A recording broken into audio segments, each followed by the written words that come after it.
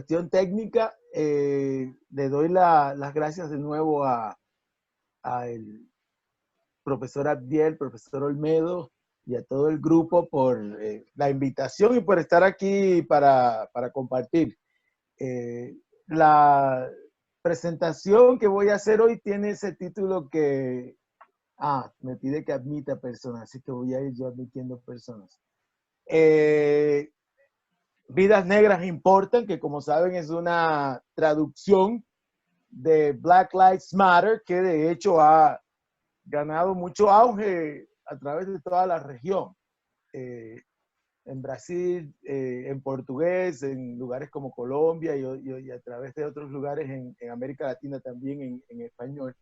Y el subtítulo que le doy es Del Corona Crisis a la Primavera de Ébano.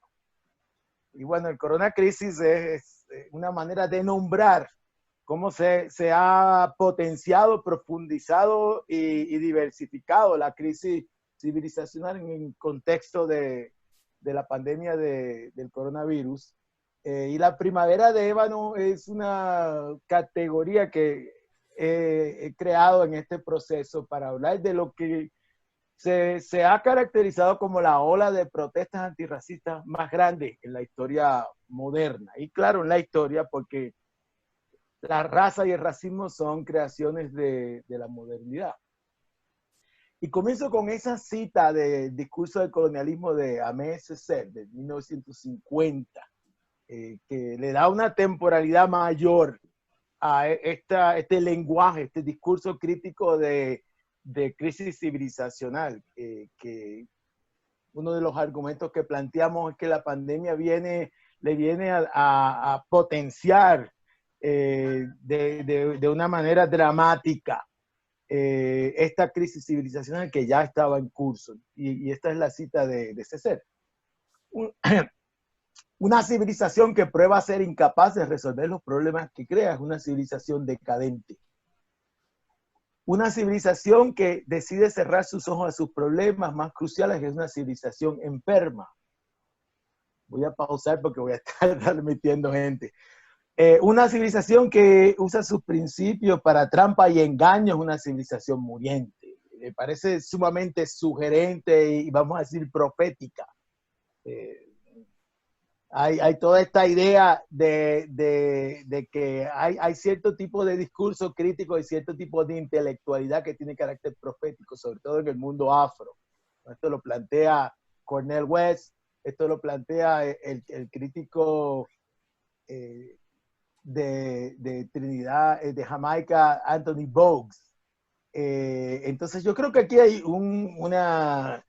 un carácter profético en este tipo de planteamiento que está haciendo, este tipo de enjuiciamiento de la civilización occidental capitalista que ya está haciendo a veces ser en el discurso del colonialismo y que luego va a ser Fanon también. Y que le sirve de fundamento para lo que hoy en día le llamamos el giro decolonial. Déjenme ver si puedo pasar esto. Ahora no pasa.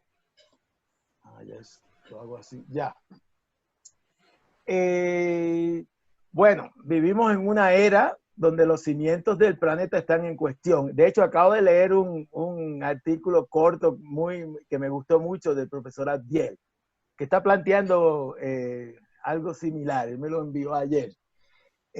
Lo que nos obliga a pensar profundamente, a hurgar hondo en los signos de los tiempos, a buscar razones de fondo y por ende a construir soluciones radicales.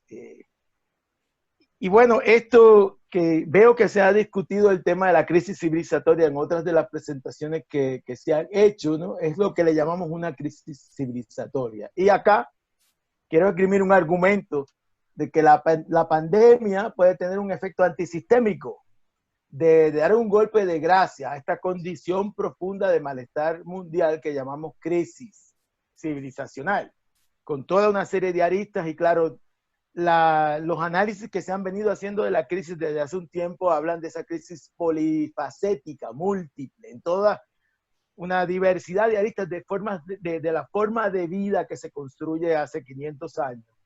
Y por eso es una crisis económica, ecológica, geopolítica, epistémica, ética, espiritual, de la forma de vida que domina el globo terráqueo por más de 200 años. Y por eso hablamos de una crisis de la civilización occidental capitalista o del sistema mundo moderno colonial capitalista, que es una construcción que hemos hecho muchas personas a partir de la idea del sistema mundo moderno de Immanuel Wallerstein, pero dándole un toque de crítica de colonial también. Y frente a esta situación, pues las ciencias sociales, el conocimiento crítico en general ha desarrollado toda una discusión alrededor de las causas y consecuencias de la pandemia, perdón,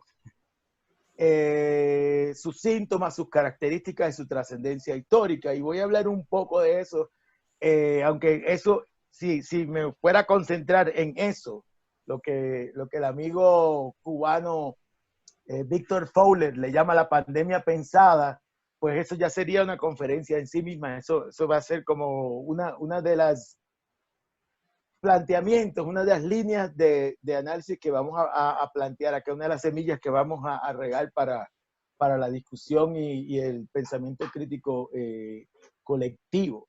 Y claro, en toda esa discusión de la pandemia, pues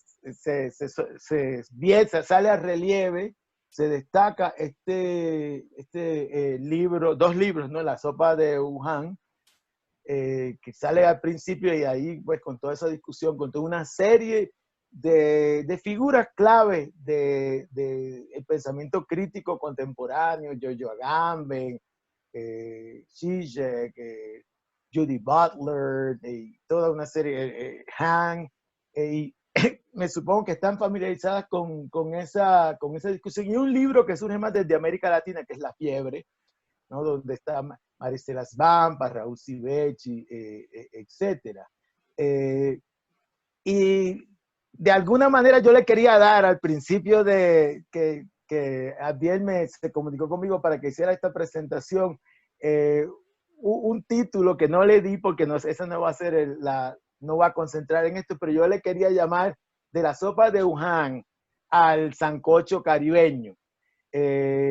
No solamente para hacer justicia poética, sino para situar en tiempo y espacio y para historizar el discurso crítico en relación a la pandemia. Y claro, también eso me inspiró un ciclo de conferencias que organizó la Universidad Nacional de Colombia, que se llamaba De la sopa de Wuhan al sancocho latinoamericano.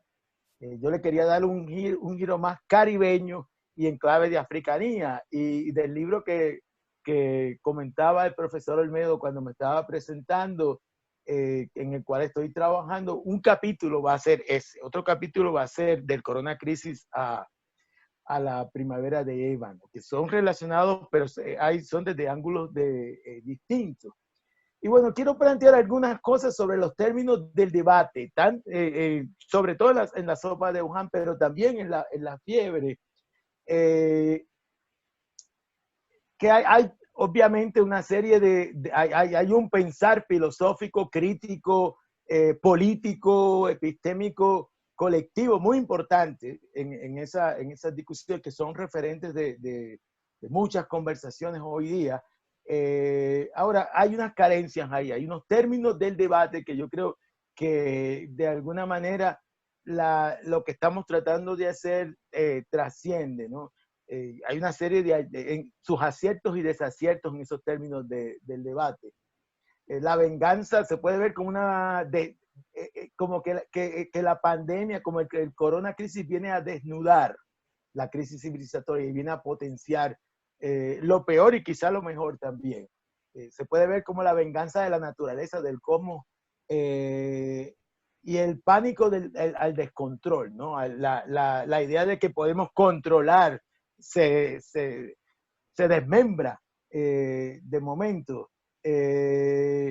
Y claro, el virus como que rompe una burbuja, sí, he tenido que admitir personas aquí. viene a desmontar esa ideología del productivismo y de la aceleración, y puede crear las condiciones de posibilidad del cambio civilizatorio. Ahora, a la misma vez, viene a revelar los límites. Por un lado, la importancia de lo que se puede llamar filosofía pública o filosofía que responde a la coyuntura y que sirve como una caja de herramientas que nos ayudan a acercarnos de una manera crítica a una situación insólita, inédita, que requiere del rigor del pensamiento y de la acción. Pero por otra parte, también revela lo que yo le llamo los límites de la filosofía instantánea, de pensar que con los instrumentos de análisis que tenemos ahora podemos saberlo todo y que nos obliga a pensar de una manera más creativa y de transformar la manera de pensar y actuar a partir de la severidad de una coyuntura insólita como esto. Y además viene a revelar lo que yo le llamo las cegueras de la teoría crítica occidental, incluso latinoamericana. Y acá quiero resaltar algo que es la incapacidad de prever mínimamente lo que le llamamos la primavera de Eva. Y en ese sentido, la falta de atención a la centralidad del racismo como uno de las dimensiones fundamentales de la modernidad, de lo que se llama en la tradición radical negra el capitalismo racial, y que yo le llamo el capitalismo racial patriarcal. Y en ese sentido, la sabiduría, y uso este término de sabiduría, porque es como un sentipensar. La sabiduría va más allá del logos, ¿no? Es una manera más compleja.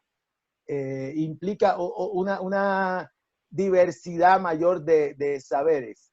Entonces le da más dimensiones al conocimiento crítico. Por eso uso ese término conocimiento como lo usaba Gloria Anzaldúa, la feminista chicana Gloria Anzaldúa, que no es solamente pensamiento, es conocimiento crítico.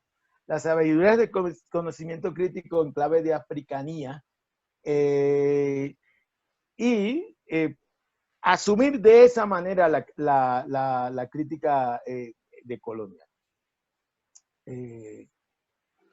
Aquí están estas dos imágenes de la sopa de Wuhan y de la fiebre. Esa imagen de la sopa de Wuhan ha sido muy criticada, ¿no? Porque es toda esa idea en el inconsciente racial occidental, en el imaginario racista orientalista, en este caso, de que de alguna manera, aunque sea irónica, en complicidad con esa idea orientalista de que es el virus chino, como sigue repitiendo el neo-gánster, presidente de los Estados Unidos, Donald Trump. Y claro, la fiebre, que es el pensamiento latinoamericano, pero es un pensamiento latinoamericano que todavía nuestra Afroamérica no aparece como importante en ese tipo de pensamiento crítico latinoamericano, con todas las virtudes que tiene, con todo lo que aprendemos de él en todo momento. Esta imagen revela mucho, ¿no? de cómo repensar en clave de africanía, como le llamamos, primero ese afiche de ese ciclo de la sopa de Wuhan al sancocho latinoamericano, y luego esta imagen que viene de Colombia, donde hay un feminismo negro muy robusto, y hay una generación de feminismo negro que trae una serie de preguntas fundamentales para el conocimiento crítico, para la política de liberación, y esa imagen pues habla en sí misma. De alguna manera se me... Ya. Bueno, entonces, para pensar, para entrar a pensar ya en clave de africanía, hay una serie de de planteamientos que quiero hacer aquí en diálogo con uno de los pensadores africanos más importantes del momento, que es Achille Mbembe, que es el que acuña este concepto de necropolítica. De momento me perdí eso allá. Que es el que acuña este concepto de necropolítica. Y bueno, a esta lámina le llamo crisis civilizatoria y necropolítica. Y aquí hay una definición muy precisa de necropolítica. La modernidad desde el principio hasta el final es una guerra interminable contra lo vivo. O sea, la necropolítica es un elemento constitutivo de la modernidad. O sea, esa dialéctica entre Eros y Tánatos, entre Tánatos como una lógica de la muerte y Eros como la lógica de la vida, es constitutiva de la modernidad, ¿no? El capital tiene el capital y el imperio, que son dos elementos, dos pilares de la modernidad occidental, están constituidos en principio por la necropolítica como una lucha constante contra lo vivo, a la misma vez que se tienen que nutrir de lo vivo. Por eso es una dialéctica entre Eros y Tánatos. Y a esto es lo que en clave de africanía Achille Mbembe le va a llamar el devenir negro del mundo, en su libro Crítica de la razón negra. Y el devenir negro del mundo que va desde la esclavitud a la acumulación por desposesión y aniquilación hoy día, ¿no? Es la larga duración que se da ese devenir negro del mundo.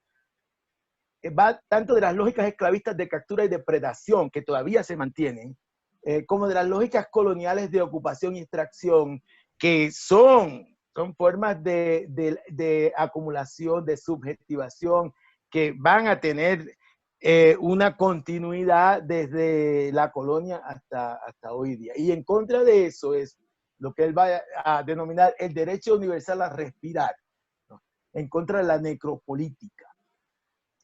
Y aquí esta cita es muy reveladora. De las guerras contra lo vivo, se puede decir que su principal propiedad habrá sido dejar sin aliento. Ahora, en este momento de la asfixia y la putrefacción, el amontonamiento y la cremación de cadáveres, recuerdo las imágenes de Manaus, las imágenes de Guayaquil, de la acumulación de cadáveres, de la pérdida de la posibilidad de tener de poder enterrar, de poder tener una relación con nuestros muertos, que es lo que se está dando en muchos lugares en el contexto de la pandemia. Compañero, necesita compartir la imagen, la presentación otra vez, el PowerPoint. No se comparte. No. Ay, déjame.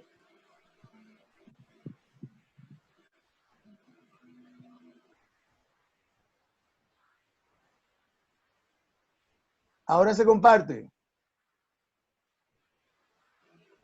¿Se comparte? Sí, ahora sí. Sí. Gracias. Ya.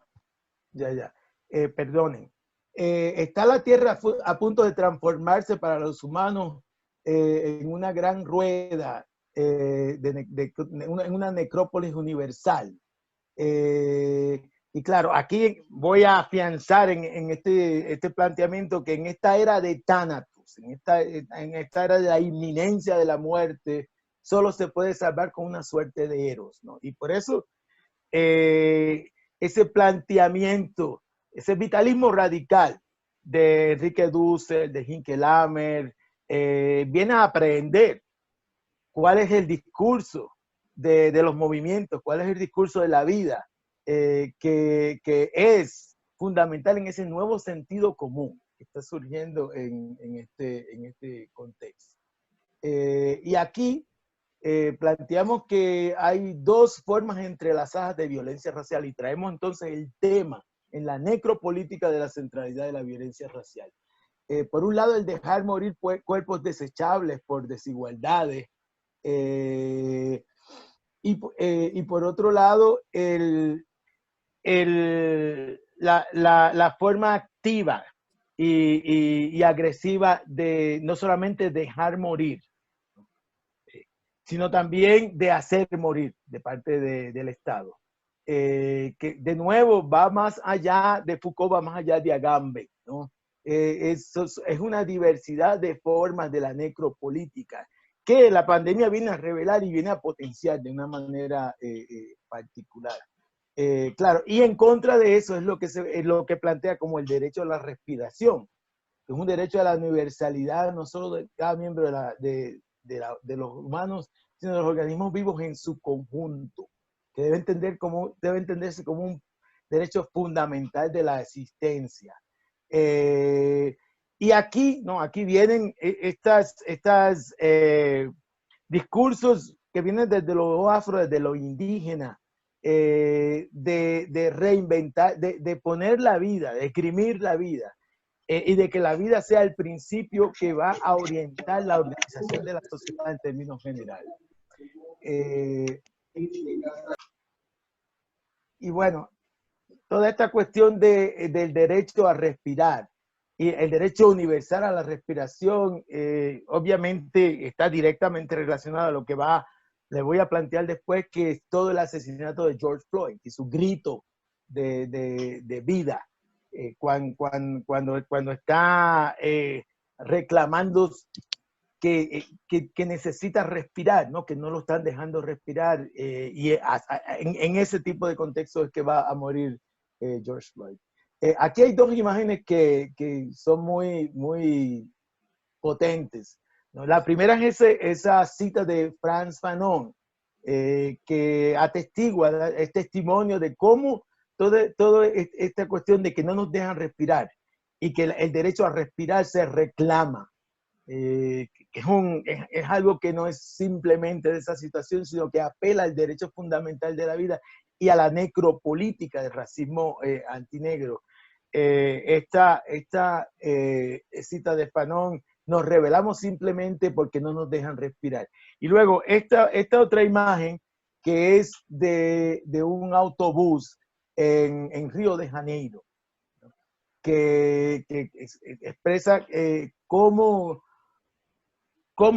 el derecho a la vida no se respeta mínimamente de ese grupo de trabajadores. Son trabajadores negros en Río de Janeiro que tienen que asistir a trabajar, que no se pueden dar el lujo de quedarse en la casa en un momento. Eso fue a principio de la pandemia, cuando se empezó a profundizar la la situación en Brasil. Y eso también trajo mucho la atención, esa imagen de Río de Janeiro.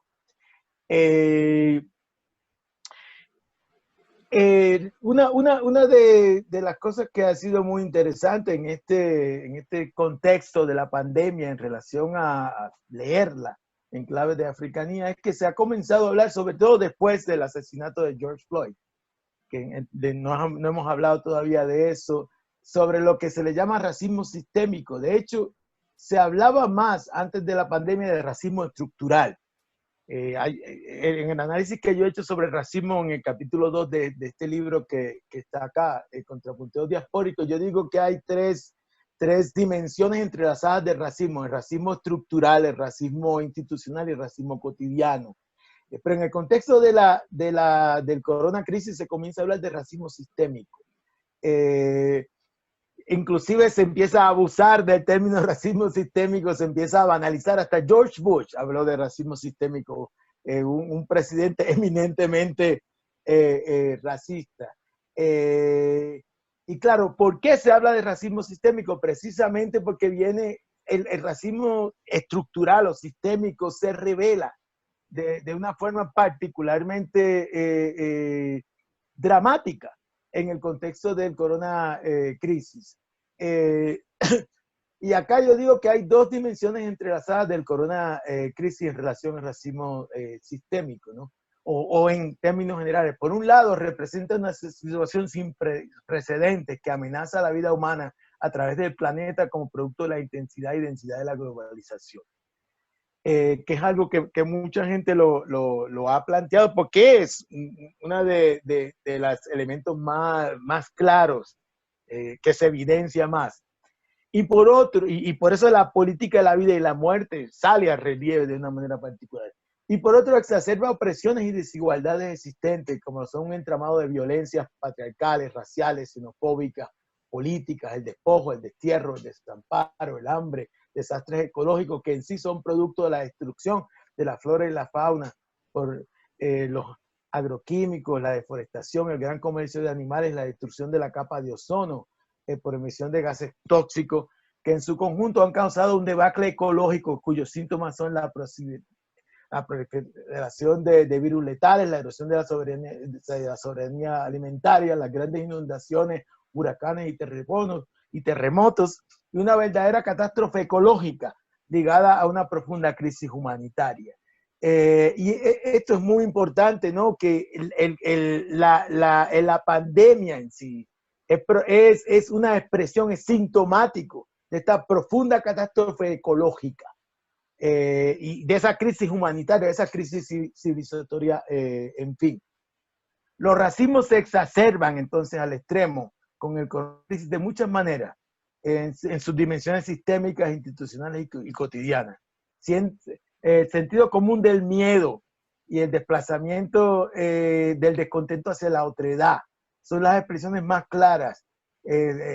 La cantidad desproporcionada de muertes de personas negras en Estados Unidos y en Brasil. Y yo acá estoy concentrando en esta presentación más en Estados Unidos, en Brasil y en Colombia, pero de manera diferenciada ocurre a través de toda la región.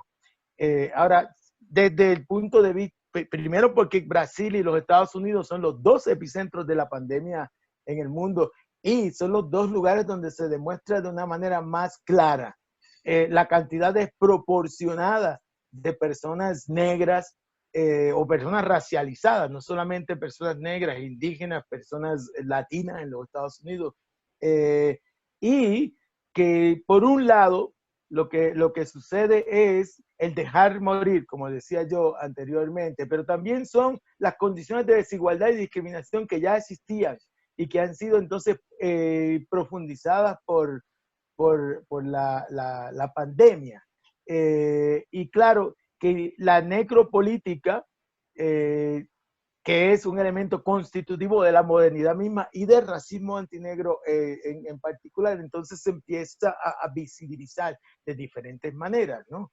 Porque las condiciones de salud, las condiciones de vivienda, las condiciones de empleo diferenciado, empiezan a convertirse en puentes de una forma diferenciada de muerte, de quiénes son las personas más vulnerables a la muerte en el contexto de la pandemia, quiénes son los que hacen los llamados trabajos esenciales, y quiénes son los que no le importa al Estado o que le importa que mueran de una manera activa, como ha pasado en la Amazonía, en el caso de el Brasil, por ejemplo. Y claro, todo esto es lo que le va a explicar la importancia,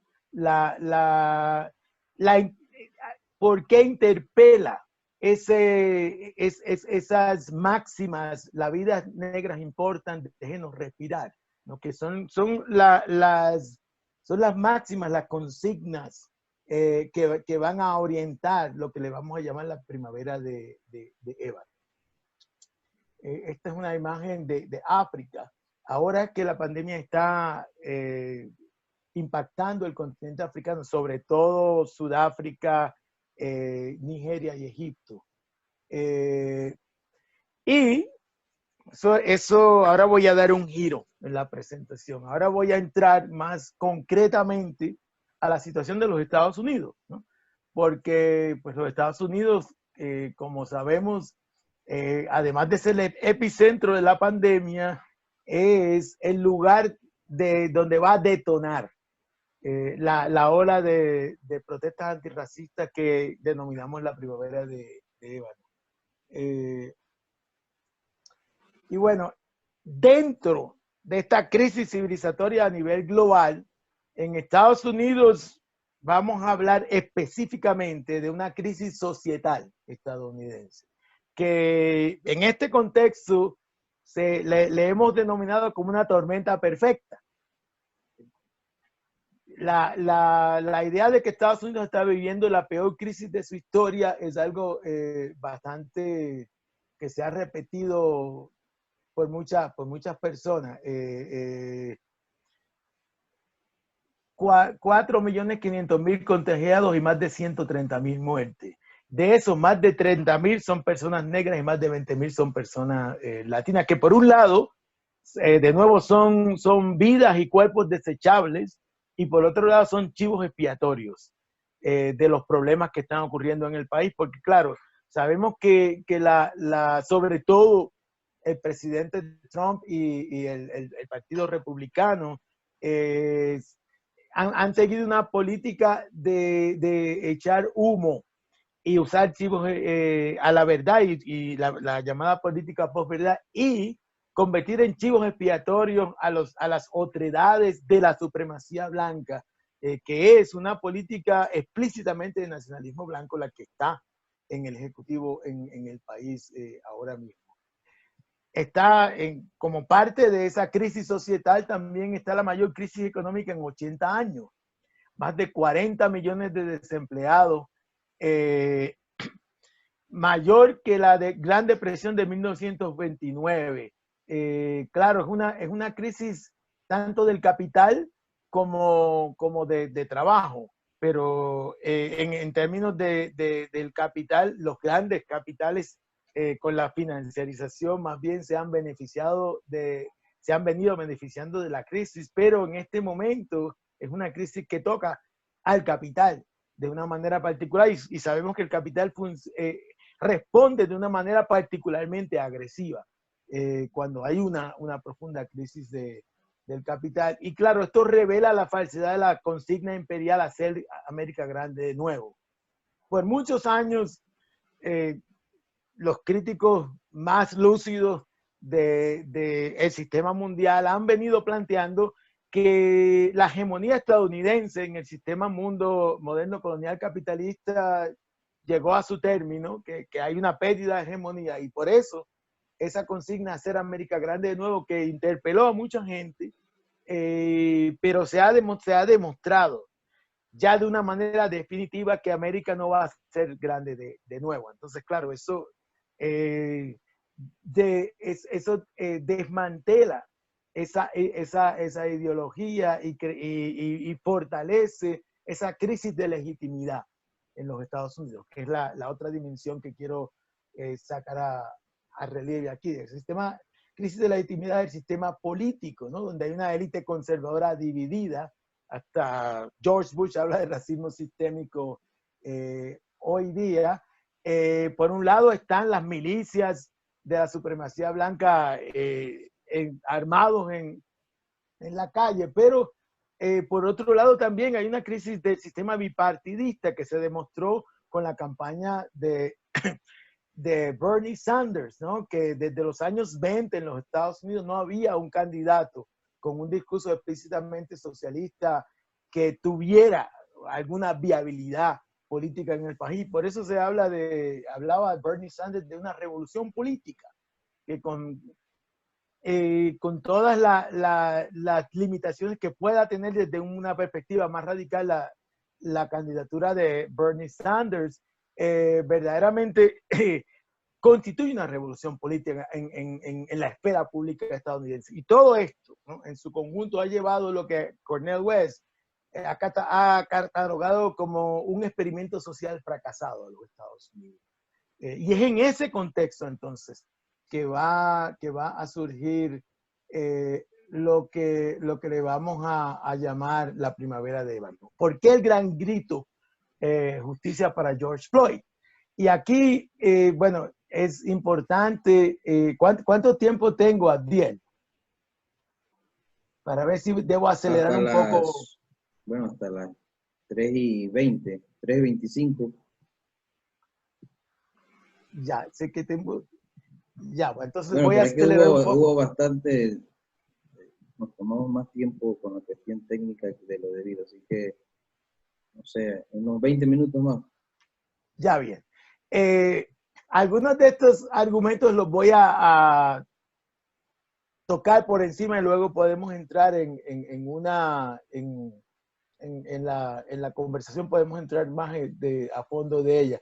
Pero acá yo quiero hacer hincapié, haciéndome esta pregunta: ¿por qué el gran grito justicia para George Floyd? Es que esto tiene una larga historia, ¿no? Las rebeliones urbanas, la violencia policial, racista, tiene una larga historia. Inclusive hay un libro de Yanea Bulujo, Race, Space and Riots in Chicago, New York, Los Ángeles, que trazan esto a principios del siglo XX. Y claro, la historia reciente, que es la del asesinato de Trayvon Martin, de Michael Brown en Ferguson, en el 2014, Eric Garner en New York City, que también decía no puedo respirar, y hubo una marcha de 50,000 personas en la ciudad de Nueva York en 2014. Esto tiene una larga historia y de alguna manera hay una acumulación acá. Se ha venido desarrollando un movimiento. El Black Lives Matter no es una consigna, es un movimiento que en ese contexto de 2013-2014 empieza a emerger y como una nueva forma de hacer política, que es algo que más tarde tengo puesto, pero como no tengo tiempo lo digo ahora, ¿no? Es una política en contra de todas las aristas de opresión. No es un accidente que 3 mujeres negras lesbianas fueron las lideresas principales de Black Lives Matter cuando surgió en el 2013-2014. Y que el presidente no era Trump, que es un blanco fácil, para ponerlo así literalmente, sino que era Barack Obama, ¿no? Que se está luchando no solamente en contra del racismo antinegro, sino que se está luchando en contra de todas las aristas de la matriz de poder moderna colonial capitalista, en contra del racismo, del clasismo, del patriarcado. Y es un movimiento que tiene esa conciencia y que tiene una articulación global desde el principio.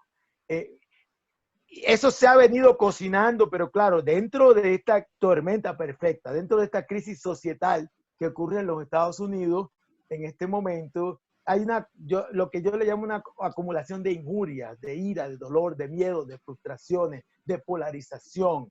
Y entonces el asesinato de George Floyd fue la gota que vino a colmar la copa.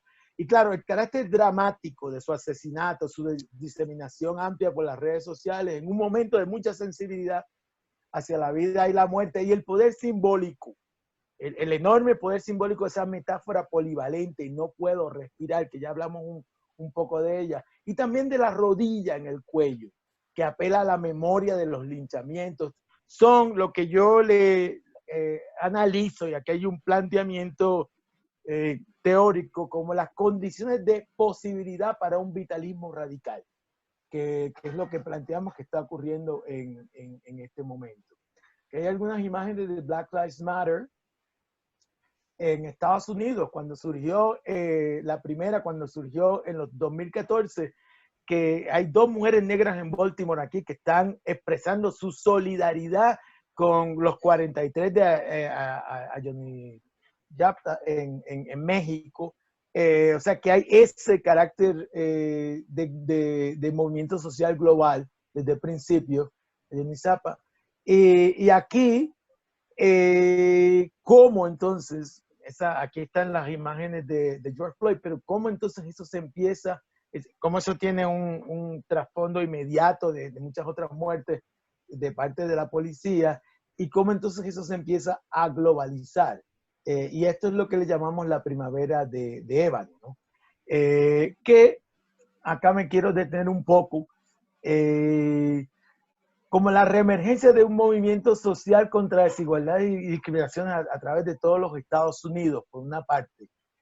Y no nos debemos olvidar, es importante el poner todo esto en el contexto de que inmediatamente antes de la pandemia había una gran ola de protestas a través de toda América Latina, ¿no? En Chile, en Puerto Rico, en el Ecuador, en Haití, y que de alguna manera ocurre una pausa cuando la pandemia, y que hay una articulación de lo que Ernesto Laclau le llamaba cadenas de equivalencia, de todos esos reclamos de corte múltiple, esa muchedumbre múltiple de jóvenes negros, latinos, movimiento LGTB, trabajadores, pobladores urbanos, clases medias contra la discriminación y el déficit democrático. O sea, aquí hay una articulación de una diversidad de reclamos, de luchas que se van a articular en este contexto de la pandemia, y que el detonante va a ser entonces el asesinato de George Floyd y la lucha antirracista, que va a resurgir como un elemento aglutinador y articulador de una multiplicidad de reclamos en este contexto de la crisis civilizatoria, y que había sido negado. O sea, ustedes miran la mayoría de los análisis que se hacen sobre esta nueva ola de movimientos antisistémicos, y se minimiza la importancia de los movimientos negros, de la cuestión del racismo. Y es muy, muy importante el sacar al relieve cómo, en ese sentido, la primavera de ébano era impredecible, y nos obliga a repensar cuál es la importancia histórica y actual de los movimientos negros, ¿no? Que uno de los planteamientos míos en Contrapunteos Diaspóricos es el protagonismo histórico de los movimientos negros desde la Revolución Haitiana y esa ola de movimientos sociales de aquel momento, que se ha catalogado como el abolicionismo, y la Revolución Haitiana como un momento climático del abolicionismo, como la primera ola de movimientos globales por la justicia, por la equidad, por la descolonialidad y por la liberación, que vienen a retomar visiblemente ese rol, los movimientos negros, a partir de toda esa ola de protestas que se desatan alrededor del mundo luego del asesinato de George Floyd. Y aquí tengo toda una serie de detalles, ¿no?, sobre la cuestión que no tengo tiempo de plantear, sobre cómo en lugares como Brasil, como Colombia, se empiezan las protestas que ocurren y la interpelación de las vidas negras que importan, pues está directamente relacionado a cómo en un lugar como Brasil hay, inclusive en términos numéricos, una cantidad mayor de gente negra que la policía asesina diariamente que en los Estados Unidos.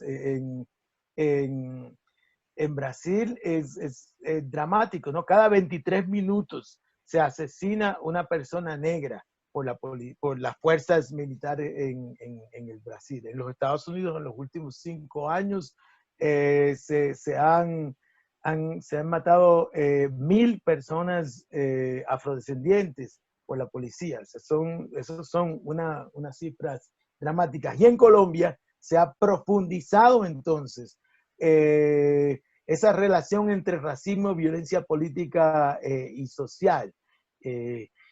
Y lo más patente, lo más visible en el caso de Colombia va a ser el asesinato de líderes y lideresas sociales, muchas y muchos de ellos indígenas y afrodescendientes. Se ha profundizado, es algo que en Colombia es un problema gravísimo, es una de las proporciones mayores en el mundo de asesinato de líderes y lideresas sociales, comunitarias, de movimiento social, sindicalista, y una gran cantidad de líderes y lideresas negras y afrodescendientes, situación que se viene a empeorar en el contexto de la pandemia. Y claro, el problema de fondo aquí es de nuevo lo que hemos llamado la acumulación por disposición y aniquilación, que tienen los grandes megaproyectos del capital transnacional queriéndose apoderar de los territorios donde viven gente indígena y afrodescendientes, en conjunto con una serie de actores armados, paramilitares, etcétera, situación que se viene a empeorar en el contexto de la pandemia. Y todo eso es lo que compone, o sea, esa ola de protesta que vemos como la mayor ola de protesta antirracistas en la historia, como hablábamos, y aquí tengo algunas imágenes de Justicia por George. Anderson Arboleda, un joven en el Cauca, en Colombia, que fue asesinado en la misma época. También João Pedro en Brasil. O sea, empiezan a visibilizarse todas esas formas de violencia racial, de asesinato policial racista de personas negras que han estado ocurriendo todo el tiempo, pero se empiezan a visibilizar y se empiezan a articular como una suerte de movimiento translocal, transnacional, global. Y eso es estas imágenes que ven aquí de Siria, de Palestina, de Francia, de Italia, y tenemos un archivo de fotos de cómo esto ocurre y sigue ocurriendo a través de diferentes lugares del mundo. Y ahí están representadas lo que Dussel le llamaría el pueblo y lo que Negri y Hart le llamarían la muchedumbre. Pero en cualquier caso, lo que nos referimos es cómo se han articulado todos estos sujetos históricos, todas estas luchas, todos estos movimientos que se van a articular en un gran bloque histórico que va a actuar colectivamente en este momento. Y ya acercándonos un poquito al fin de esto, ¿a dónde estamos? Y bueno, el dónde estamos también tiene que ver con cuáles son las causas de fondo de esto, de este momento, de esta crisis y de esta primavera, además de la crisis y de la ola de movimientos antisistémicos que se articula en este contexto. Y bueno, hay una serie de causas que ya las hemos de alguna manera las hemos venido mencionando. Desde la perspectiva del capital está esta acumulación por despojo y aniquilación, que la pandemia ha tenido como consecuencia una concentración de riqueza mayor y desigualdad, que implica también mayor presión sobre territorios como la Amazonía y el Pacífico, y sobre los recursos naturales, y que viene a profundizar esta crisis ambiental que hablábamos al principio, esa crisis ecológica, esa catástrofe ecológica, que también implica mayor presión sobre derechos territoriales de los pueblos negros, como en Brasil, en Colombia, en Honduras, y la militarización de los territorios. Y este tema de la militarización, pues directamente relacionados al problema del Estado, de un Estado cada vez más beligerante, cada vez más fundamentado en el terror, en la violencia.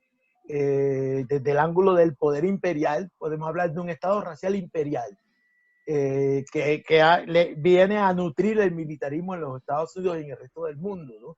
En Siria, en Palestina, en Colombia, donde acaban de llegar el Comando Sur, también toda la intención de invadir a Venezuela en ese contexto, que resultó un fiasco, pero sí se trató de aprovechar y todavía tratan de hacerlo, pero también desde otro ángulo del Estado racial neoliberal y neoconservador. O sea, cómo se profundiza el despotismo estatal con regímenes autoritarios neofascistas, los más visibles, los de Trump y Bolsonaro, y la securitización. O sea, porque detrás de esto está la cuestión de la securitización, de el estado de seguridad, la guerra en contra de las drogas, que en Colombia va a tener el rostro del Plan Colombia, que en los Estados Unidos también va a implicar una militarización de las ciudades. O sea, esto hay que entenderlo en ese contexto de las transformaciones en el Estado, de la militarización y el carácter más beligerante de el Estado, de lo que se llama el complejo penal industrial, del encarcelamiento masivo, de la persecución en las comunidades como lugares ocupados. Como decían desde los años 60 las Panteras Negras, que las comunidades negras son, y latinas en los Estados Unidos son espacios ocupados militarmente. Entonces esto le da un carácter estructural a la violencia racial policial. O sea, es importante que esto no es una cuestión simple de racismo, de discriminación, sino que hay un carácter estructural que se profundiza en el contexto de la crisis. Y claro, esto se conjuga con esta ofensiva neofascista, que es lo que Stuart Hall le va a llamar populismo autoritario, que tiene también un atractivo a ciertos elementos de la clase trabajadora, de los sectores populares, sobre todo la clase trabajadora blanca, en lugares como los Estados Unidos, ¿no? Que es la base, que es en gran medida la base de Trump, y parte de lo que está pasando es que esa clase trabajadora blanca, muchos de ellos han perdido la confianza de que eso hacer América grande de nuevo le va a beneficiar a ellas y a ellos. Y bueno, y todo esto va a nutrir esa nueva ola de movimientos antisistémicos, con la capacidad de potenciar las fuerzas vivas de la descolonialidad y la liberación encarnada por movimientos sociales afro, indígenas, feministas, urbanos, campesinos, ecológicos, juveniles, para construir un nuevo orden planetario, que es la promesa, ¿no? que es lo que podemos leer de optimismo en esta coyuntura. Aquí hay esto es una estadística que salió hace 2 días sobre cuáles son las proporciones de muerte con el coronavirus en los Estados Unidos. Y miren que el 74% de cada 100 de gente negra, de gente afrodescendiente en los Estados Unidos, y en los latinos el 40%. Esta es la situación de ahora mismo, ¿no? Estas son imágenes de Portland, de Chicago, de Nueva York, donde hay ya desde el 25 de mayo, que fue el asesinato de George Floyd, hasta ahora. Arriba están las milicias blancas apoyando a Trump y siendo apoyadas por el Ejecutivo. Al lado está una pared de madres, así se llama, una pared de madres, muchas de ellas blancas, precisamente demostrando que no son ultraizquierdistas y anarquistas, saqueadores, como dice Trump, sino que aquí hay una multitud, aquí hay una representación importante de un sector del pueblo estadounidense que ha aglutinado, ¿no? que ha creado cadenas de equivalencia.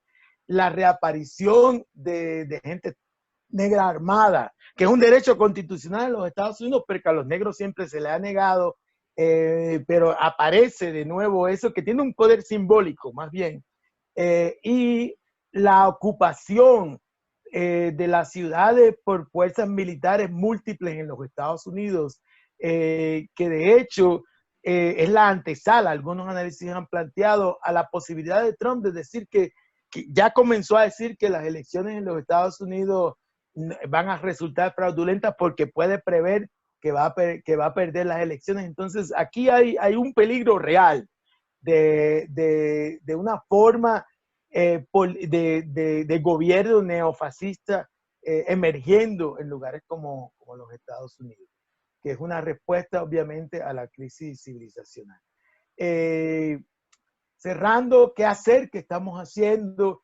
Es importante el estar muy conscientes de que hay unas coaliciones a nivel global que están surgiendo, que están articulando, que le están dando una forma organizativa a esta nueva ola de movimientos antisistémicos, la Internacional Progresista, que llamó Noam Chomsky, Naomi Klein, el Pacto Ecosocial del Sur, que hay gente como Maricela Svampa, como Camille Chambers de Haití, como Raúl Civechi, Gallo Lander, etc.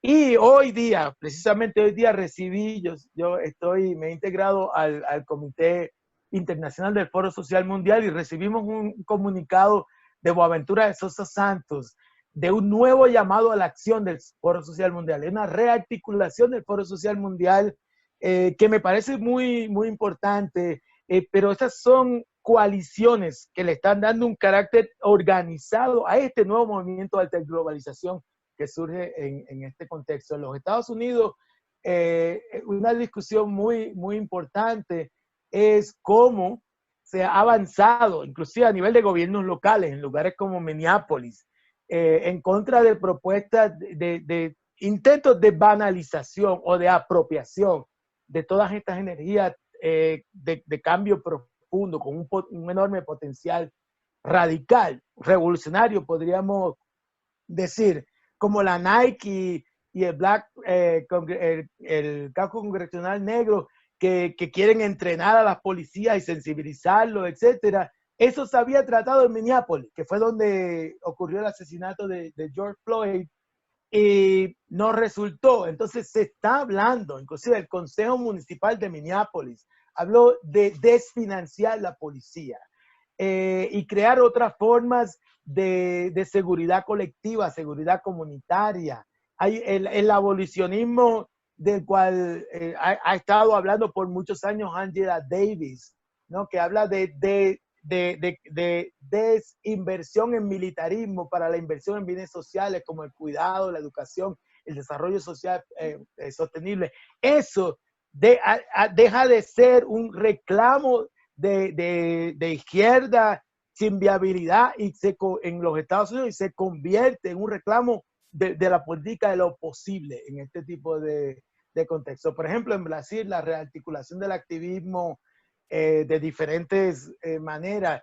El movimiento negro en Brasil, que ha estado desarticulado, resurge como una constelación de movimientos y organizaciones en la Coalición Negra por los Derechos, que acaba de pedir esta semana el impeachment, la destitución de Bolsonaro. En Colombia también ha habido un reavivamiento de las coaliciones de movimientos sociales, y en particular hablando del movimiento negro, esos reclamos de paz, justicia y democracia sustantiva. Y lo que se me ocurre llamarle ahora la promesa del feminismo negro descolonial, que es, a mi entender, es la forma de discurso crítico y de hacer política que articula con más claridad y con más profundidad todas estas aristas de la matriz de poder moderna colonial, todas esas que están relacionadas a esos 4 regímenes entrelazados de dominación que constituyen la matriz de poder moderna colonial, que es el racismo, el patriarcado, el capitalismo y el imperialismo. Y claro, los contenidos descoloniales de muchas de estas protestas, los derrumbes de estatuas de esclavistas y colonizadores, que han suscitado mucho debate, pero a mi entender revelan el carácter transformativo en contra de las culturas racistas, patriarcales, imperialistas y capitalistas en estos movimientos que están emergiendo. Y aquí, claro, está la estatua de Edward Colton, que sacaron y la tiraron al río, y pusieron la estatua de una mujer negra de Black Lives Matter. Me parece que no puede haber mejor ejemplo de ese poder transformador, de ese potencial radical que tiene el feminismo negro descolonial.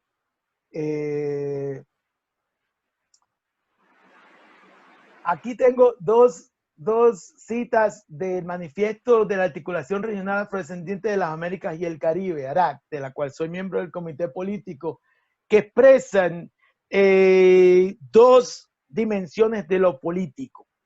La primera, lo que yo le llamo la política de lo posible a corto plazo. Y en ese manifiesto, el manifiesto es mucho más extenso, les invito a que lo lean, pero esto expresa el sentido fundamental de lo que estamos planteando. Demandar servicios de bienes básicos, sobre todo a las personas más vulnerables, como las que carecen de seguridad social, vivienda y cuidado de salud y trabajo estable, entre las cuales las y los afrodescendientes estamos sobre representados. Esto implica garantías de salud, de seguridad alimentaria, de ingresos mínimos, de salud pública y vivienda. Los estados tienen la responsabilidad principal de elaborar e implementar medidas de política pública que garanticen la vida y el bienestar colectivo, sobre todo el cuidado de salud, ingresos mínimos, salario social y vivienda.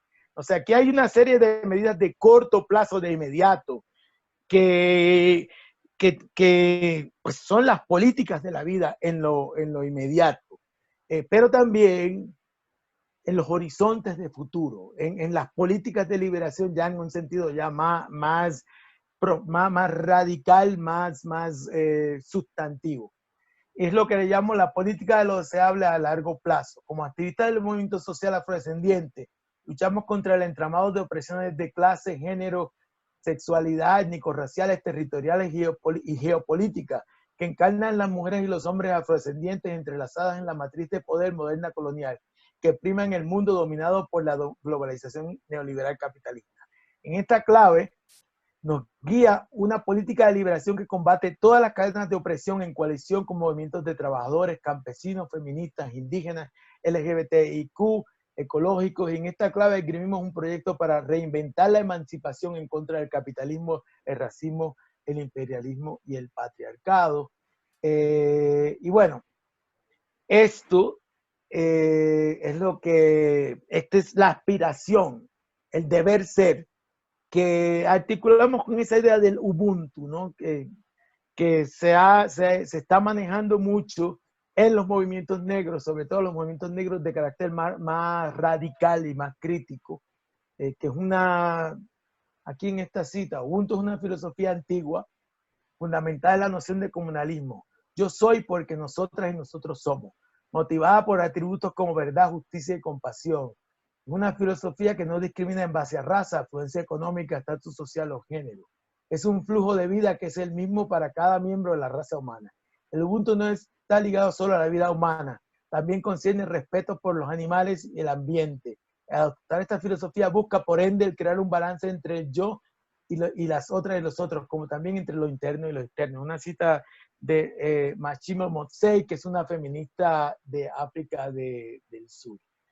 Y cierro con estas imágenes de lo que está pasando ahora mismo. Lo primero es Francia Márquez, que es una lideresa de base del Cauca, de una comunidad negra rural aquí en Colombia, y que esa imagen es de hace como 2 semanas cuando fue declarada presidenta de la Comisión por la Paz en Colombia, lo que es sumamente significativo, que una activista de la lucidez, la integridad y la radicalidad de Francia esté en esa posición.